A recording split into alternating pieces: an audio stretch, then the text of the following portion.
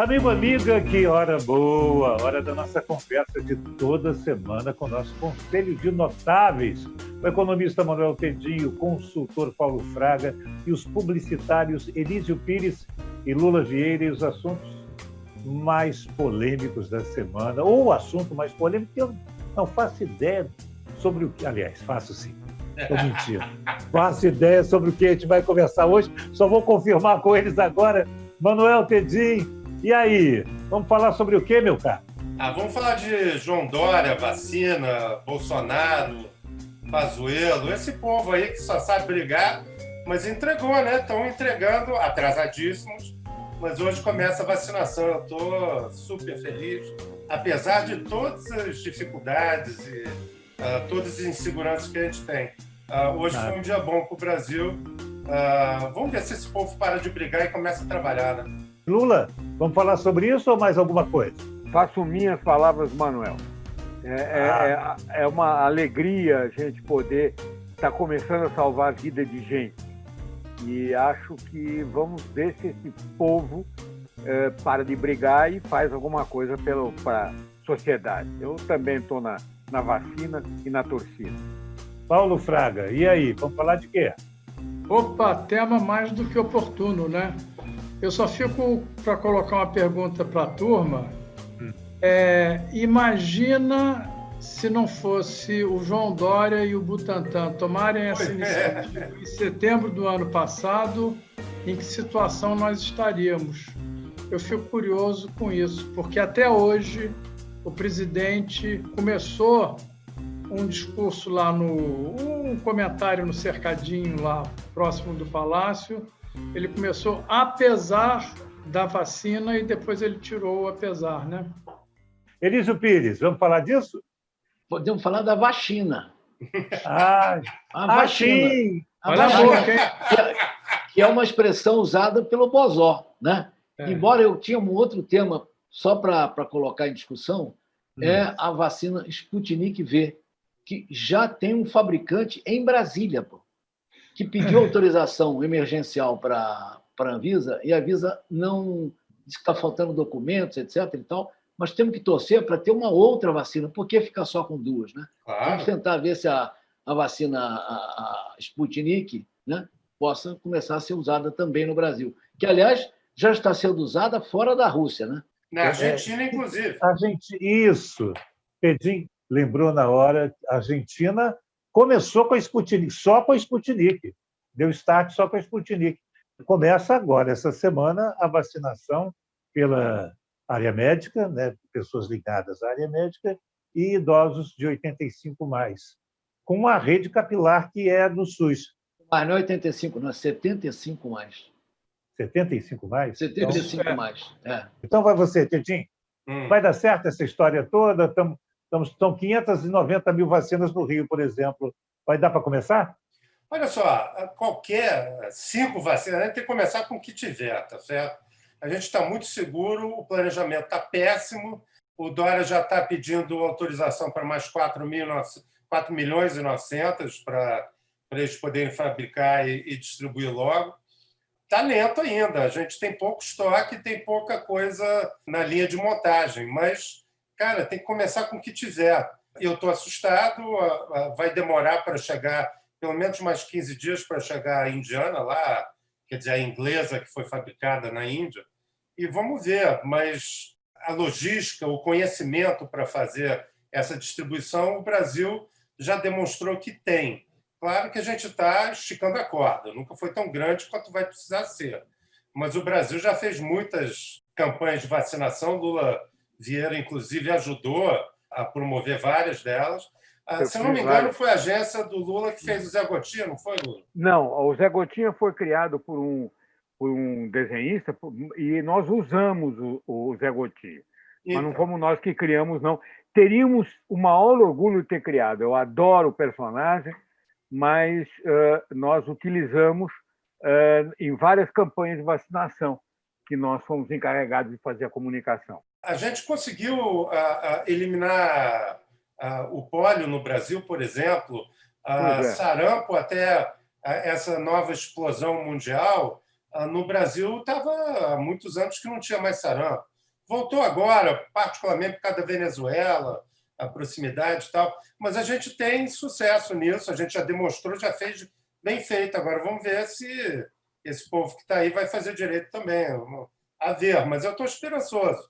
Eu queria dar sequência ao que o Manuel comentou, que agora a gente tem que acertar as coisas, né? Ver se discute menos, né? E acerta um planejamento que na prática não existe, né? Não tem campanha. A questão do planejamento ele está muito precário ainda e nós temos um desafio gigantesco pela frente. Então, nós temos que acertar essas coisas de uma vez por todas, acabar com essa polêmica, porque nós, apesar desse esforço todo, ainda podemos, com essa contribuição negativa que o presidente dá, de ter uma adesão numa escala inferior àquela que se faça necessário, entendeu?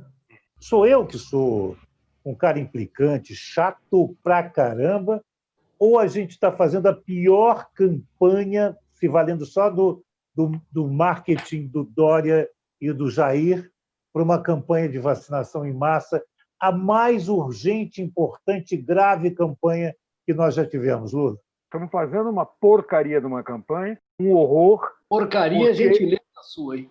Porque a gente conseguiu dividir o país entre os a favor e contra uma vacina, olha que loucura, e conseguiu não criar uma linguagem única. Até o Collor, que nós conhecemos como aquele rapaz que fazia aquelas farras na casa da Dinda, até o Collor conseguiu fazer nas suas campanhas de vacinação uma plataforma única de comunicação, uma centralização nos esforços de comunicação.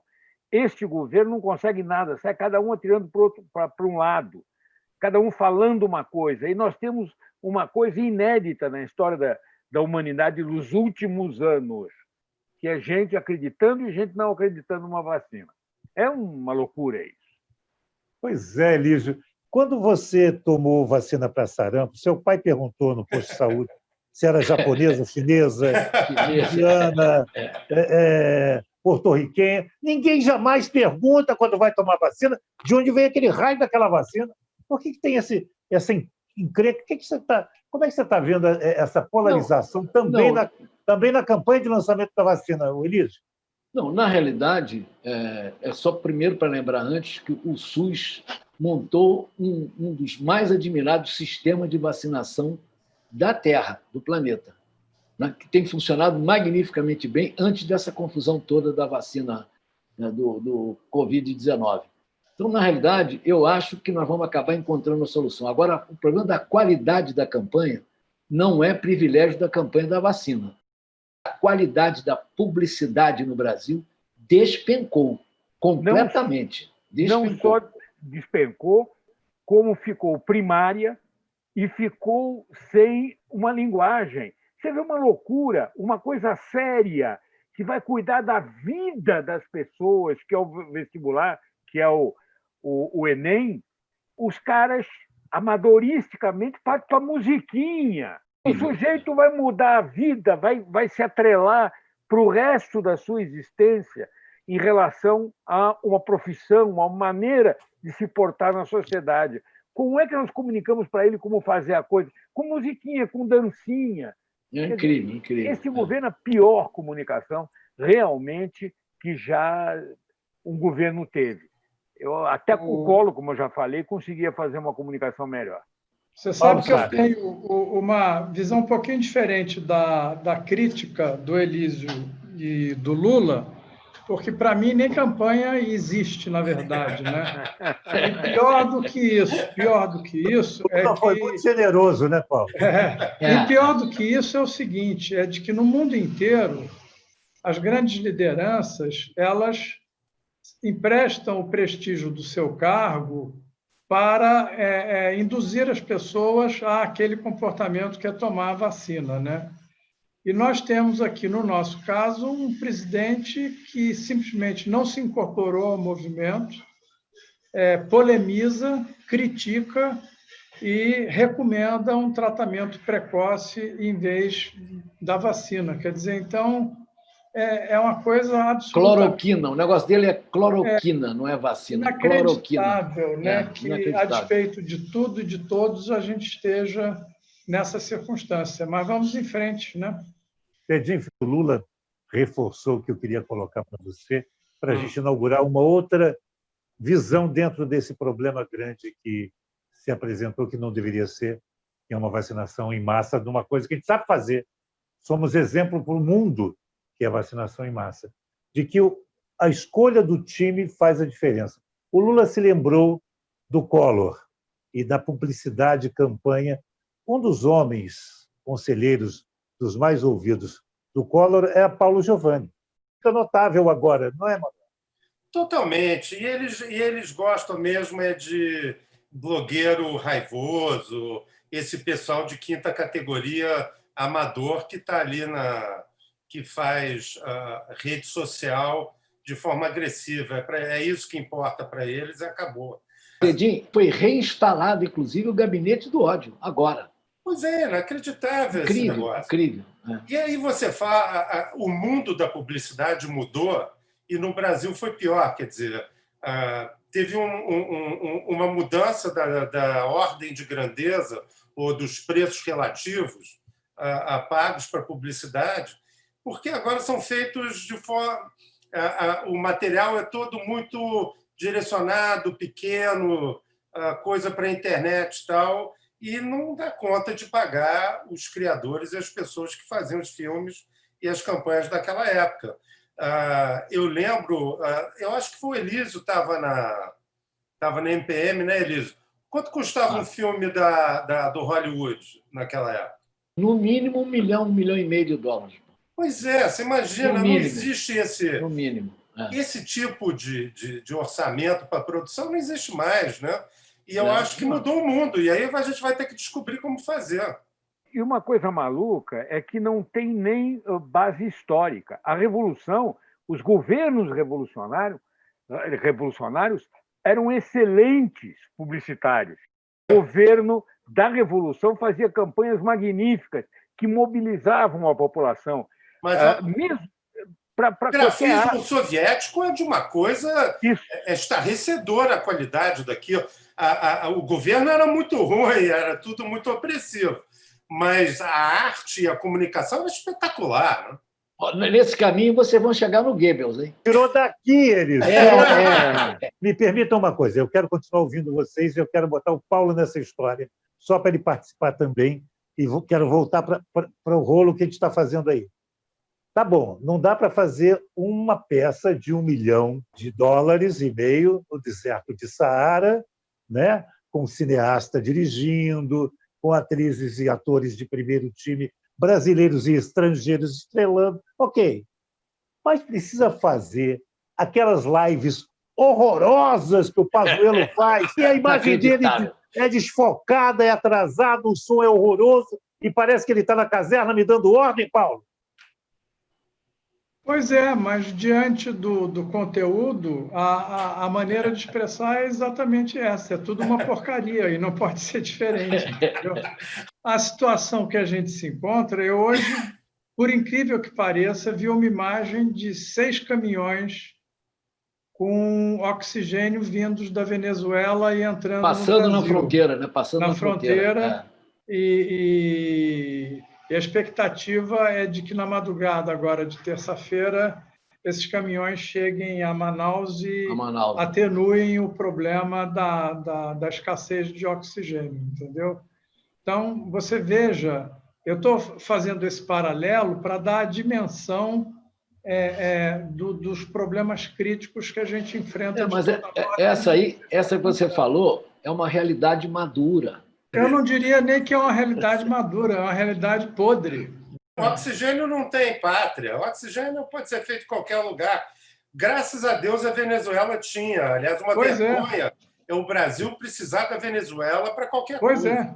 Não, e o melhor Pedinho, Lula, Paulo e Elísio, que não é o oxigênio da Venezuela. É o oxigênio produzido pelo White Martins na Venezuela, que vem para a gente. Não é nenhum presente de Maduro, não. A gente vai pagar a conta lá. Só que lá eles têm condição ainda de produzir. A gente perdeu essa condição. Quer dizer, o Maduro está pegando uma carona riquíssima de uma coisa que ele não está fazendo chongas para que aconteça, ele só está abrindo a porteira. Pode passar, pode voltar, pode passar. Brinca. Até eles são tão incompetentes que até tornar o Maduro uma fruta saborosa conseguiram. Já que a gente introduziu o Manaus nessa nossa conversa... Um parênteses, quem está introduzindo são eles na gente, hein? Não, pois é. Não, mas é que nós devemos ficar atentos. Não é possível que as circunstâncias que foram enfrentadas em Manaus passem de maneira incólume e que as pessoas responsáveis não sofram punições severas. Alguma chance, meu caro Elísio, disso acontecer? Muito remota. Muito remota. Eu também o mais importante agora é resolver a crise. Né? O resto é para depois. Né? Mas o pior, meu caro Tedim, que agora à meia-noite acabam as 48 horas do oxigênio dos bebês da maternidade. Esse oxigênio que vem da Venezuela dá para todo mundo, bebês, velhos, novos, todo mundo que está internado? Eu não sei o número, na verdade, mas eu tinha entendido que com essa chegada eles vão ter, sei lá, uma semana de folga, 10 dias. Tem um período aí que aí dá para o Brasil restabelecer a linha de logística para entregar esse oxigênio, em tese, né? Vamos aguardar e ver o que acontece. Mas se ele tiver, de fato, uma semana aí de folga, o Brasil tem condições de restabelecer uma linha de entrega, uma linha de suprimento com essas quantidades novas. É só uma questão de querer fazer. Tem uma produção local, né? O problema é que a produção local não está dando conta da demanda dos hospitais. Aquilo ali virou uma loucura. Quando o governador tinha pedido para fechar Manaus ia ser fechado, o pessoal reclamou e os bolsominions lá fizeram viva Manaus, viva o povo manauara, que não sei o que lá e tal. Deu nisso, tá ótimo. Tem uma postagem do Eduardo Bolsonaro, inclusive. Eu vi. O poder emana do povo. Em relação a Búzios e Manaus. É isso. Que aconteceu uma coisa semelhante em Búzios, né? Agora, Lula, interessante que a gente está tendo um apoio importante e consequente, né, de cantores sertanejos, de influenciadores digitais, que estão mandando do próprio bolso aviões e cilindros de oxigênio para Manaus. Essa união brasileira em torno da causa Manaus é muito boa para o coração da gente. Quer dizer, a gente se sente mais civilizado, mais participante de um país com perspectivas. Em vez de ficar falando besteira, manda avião, dá um jeito, ajuda. Esse gesto tem um significado, tem um simbolismo muito grande, além da praticidade de você ter lá o oxigênio na hora certa. Mas, tirando isso, é muito bacana essa mobilização das pessoas, atender o povo de Manaus. Enquanto isso, tanto a oposição quanto o governo ficam trocando mentiras uns para os outros. O governo diz que é porque o governo de Manaus roubou demais, o outro diz que esse governo também não pensou em nada. Quer dizer, ficam trocando acusações absolutamente inoportunas e sem nenhum tipo de utilidade. Pedrinho, agora, esse é um mistério, né? Porque, tomadas as contas de Manaus, nos 3 últimos anos da administração, é uma prefeitura de caixa positivo, com reservas e com uma administração financeira muito saudável. O que houve, meu caro Tedim, se dinheiro havia? O problema não é só dinheiro, né? Você olha para os principais entraves ao desenvolvimento humano no Brasil, que é saúde e educação, há bastante dinheiro. Claro, você nunca vai ter o volume per capita de um país rico, porque você não produz renda o suficiente para isso. Mas a qualidade da saúde e da educação depende muito mais de gestão e de um trato adequado dos recursos e da estratégia de implantação da política do que dinheiro. Não estou dizendo que dinheiro não é importante, não. Dinheiro é importante. Mas com o dinheiro que tem, dá para melhorar muito. Claro que se tiver mais dinheiro, dá para melhorar mais. O Brasil, hoje, na situação fiscal que está, precisa se concentrar em como fazer as coisas. Gerir bem o caixa é sine qua non, é fundamental, porque senão você não consegue sequer investir ou gerir nada, porque não vai ter dinheiro. Então, mais uma vez, bem cuidar do caixa, é preciso saber fazer gestão. Aparentemente, o secretário de saúde lá pisou na bola, é um incompetente absoluto. O que a gente vai fazer? E vocês viram que a Sony vai fechar a fábrica lá? Já. Pois é verdade. Mas esse é um tremendo de um assunto para um próximo programa, que é não só Sony, como Ford e outras que virão. Não vai parar por aí esse fecha-fecha e esse secar de lugares para o trabalhador brasileiro, porque essa é uma tendência mundial, não é uma tendência local. Mas eu quero fechar o nosso papo de hoje com uma rodada final com vocês, com a seguinte questão.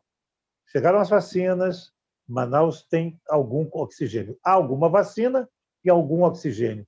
Essa polarização em torno desses dois assuntos continua ou arrefece e a gente tenta votar reformas, tocar o Brasil para frente? O Paulo Fraga. Eu acredito de que esses temas vão ficar ainda em ebulição, porque são temas relevantes, especialmente na questão relativa à vacina, né? E a vacina tem um desafio gigantesco, que é o desafio da comunicação, fora a logística, né? Porque eu vou repetir o que eu comentei anteriormente. Com a polêmica, sob o ponto de vista de se a vacina é bom ou não é bom, e de que o presidente da República ele se afasta da vacina e se aproxima do tratamento precoce, eu arriscaria dizer que nós teremos uma enorme possibilidade de uma adesão baixa da população brasileira, porque nós não podemos deixar de levar em consideração a influência do presidente e a força que ele tem naquilo que ele trafega bem, que é as redes sociais, né? Então, o desafio maior é vamos deixar de polemizar e vamos passar a mensagem necessária para a população do Brasil.